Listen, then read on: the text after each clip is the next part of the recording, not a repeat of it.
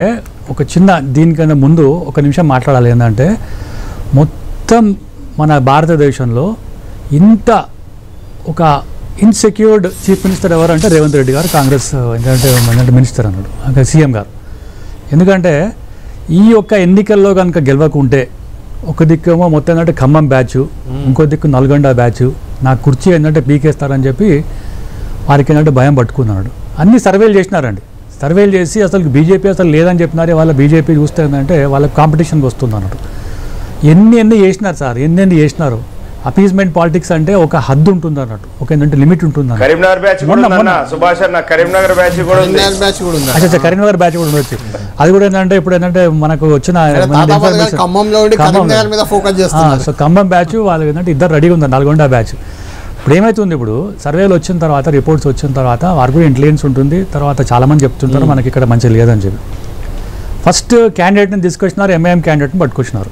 ఆయన ఏంటంటే కాంగ్రెస్ కండవా కప్పి ఆయనేమో చాలా క్లియర్గా చెప్పిండు, మా ఏంటంటే గాడ్ ఫాదర్ వీరు, తర్వాత మా గురువు, రాజకీయ గురువు అని చెప్పి చాలా క్లియర్గా చెప్పి ఎంఐఎం నుంచి తీసుకొచ్చి పెట్టినారంట. అదొకటి ఫస్ట్. సెకండ్ థింగ్ ఏంటంటే ఎలక్షన్ నామినేషన్స్ ఇంకా మొదలు కాకముందే, ఎలక్షన్ కోడ్ ఆఫ్ కండక్ట్ రాకముందే, ఏదైతే ఉందంటే స్కెడ్యూల్ రాకముందే అక్కడ ఆర్మీ ల్యాండ్ తీసుకుపోయి దానికి ఏంటంటే గ్రేవ్ యార్డ్ అని చెప్తున్నారు. అది ఏంటంటే ఈ చెంప ఆ చెంప వాయించిన తర్వాత మళ్ళా 2500 గజాలు ప్రైమ్ స్పాట్లో అక్కడ పక్కన అపార్ట్మెంట్స్ ఉన్న వాళ్ళందరి దగ్గర మధ్యన కూడా అక్కడ పెడుతున్నారు అన్నట్టు. అదేంది సడన్గా ఏంటంటే ముస్లింల మీద ఒక ప్రేమ వచ్చేసింది అన్నట్టు. ఏమని ఎవరైనా తీసుకొచ్చి ఏంటంటే సెంటర్ ఆఫ్ సిటీలో పెడతారా గ్రేవ్ యార్డ్? అదే అయిపోయింది.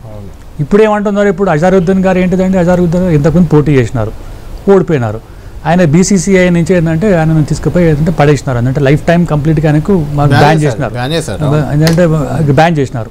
ఈయన ఒక ప్రతిపాదిక ఎమ్మెల్సీ, ఇంకా ఏంటంటే జస్ట్ ఏంటంటే అసలు కానే కాలే గవర్నర్ అయిపోయి అది ఏంటంటే అది కూడా ఉంది అన్నాడు.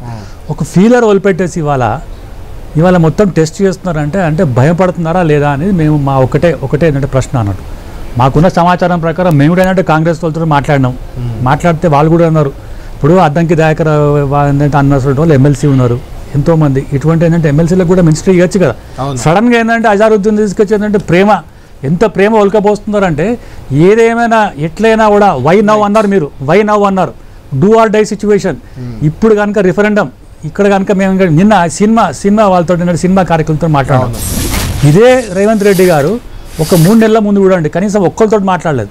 తెలుగు ఇండస్ట్రీలో టాప్ హీరోలు కూడా ఏంటంటే ఇవాళ ఏంటంటే నెగిటివ్ అయిపోయి ఇవాళ వాళ్ళని తీసుకొచ్చి వాళ్ళ ఏదో అంటే మంచిగా వేస్తున్నారు. అంటే ఏ వర్గాన్ని ఏదైనా కూడా ఎట్లయినా కూడా నేను I have to win, otherwise I will lose my seat అనేది. ఇప్పుడు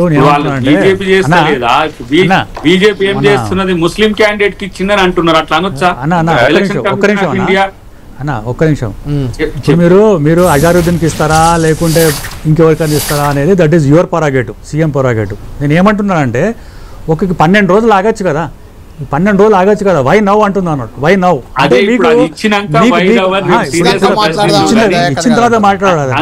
అప్పుడు ఆల్రెడీ ఏంటంటే ఇప్పుడు ఇక గవర్నర్ దగ్గర కూడా లెటర్ పోయిందని చెప్పి మాకు వచ్చిన సమాచారం ప్రకారం మేము రేపు పొద్దున ఏంటంటే ఎలక్షన్ కమిషన్ దగ్గరకు పోయిందంటే మోడల్ కోడ్ ఆఫ్ కండక్ట్ అని చెప్పి దాని మీద ఏంటంటే రెడీ నా దగ్గరనే ఉన్నది.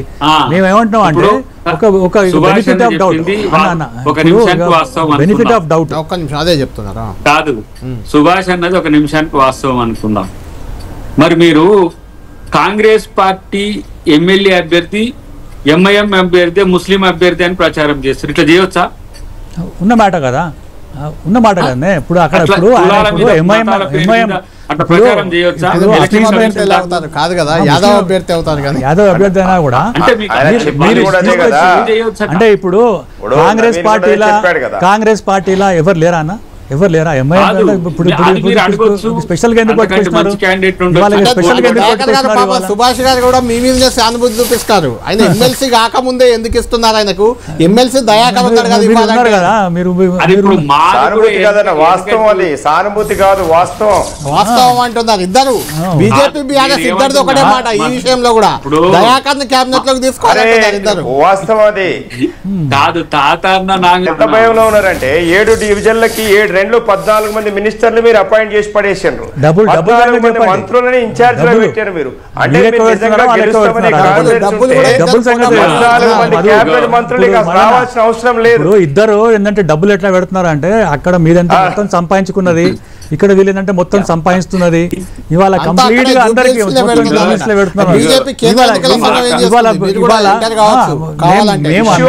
డబ్బుల విషయం పక్కా పెట్టండి. క్యాండిడేట్ గురించి మాట్లాడుతున్నాను.